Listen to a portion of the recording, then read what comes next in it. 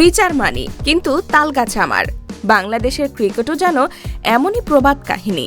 সংকীর্ণ আর অকার্যকর পাইপলাইনে লাল সবুজ শিবিরে দীর্ঘ বন্ধ্যা যুগ চলছে। ব্যর্থতার বৃত্তে প্রতিনিয়ত ঘুরপাক খেলেও নেই জবাবদিহিতা। পাইপলাইন এতটাই সংকীর্ণ যে পারফরমেন্স গ্রাফ নিচে নামলেও জায়গা হারানোর ভয় নেই। এশিয়া কাপে ব্যর্থতা তারই প্রতিচ্ছবি। সদ্য সমাপ্ত মহাদেশীয় শ্রেষ্ঠত্বের লড়াইয়ে ব্যাটারদের পারফরমেন্স ছিল বড্ড করুণ। ১৩৬ রানের লক্ষ্য তাড়ায় ব্যর্থতায় ফের একবার ফাইনাল স্বপ্নভঙ্গ।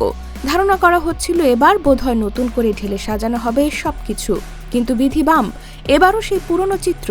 ইনজুরিতে লিটন দাসের ছিটকে যাওয়ায় সৌম্য সরকার ফের স্কোয়াডে, সেটাও একরকম বাধ্য হয়েই বোধ হয়। যারা ব্যর্থ হচ্ছেন তারাই ফের সুযোগ পাচ্ছেন, যেন সবই অভিজ্ঞতার অংশ। সব মিলিয়ে খেলোয়াড়রা জানেন, একবার জাতীয় দলে ঢুকতে পারলেই সব পথ সহজ। ড্রেসিং রুমে আসনও সংরক্ষিত।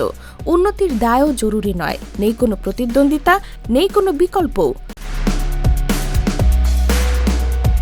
গড়পড়তা খেলেই যদি টিকে থাকা যায়, তবে বাড়তি কষ্ট কেন? বোর্ডও যেন এতেই সন্তুষ্ট।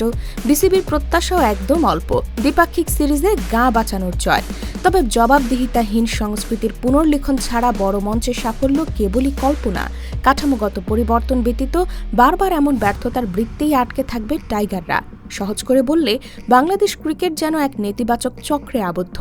এই চক্র ভাঙতে দরকার সাহস, সদিচ্ছা এবং আত্মসমালোচনার মানসিকতা।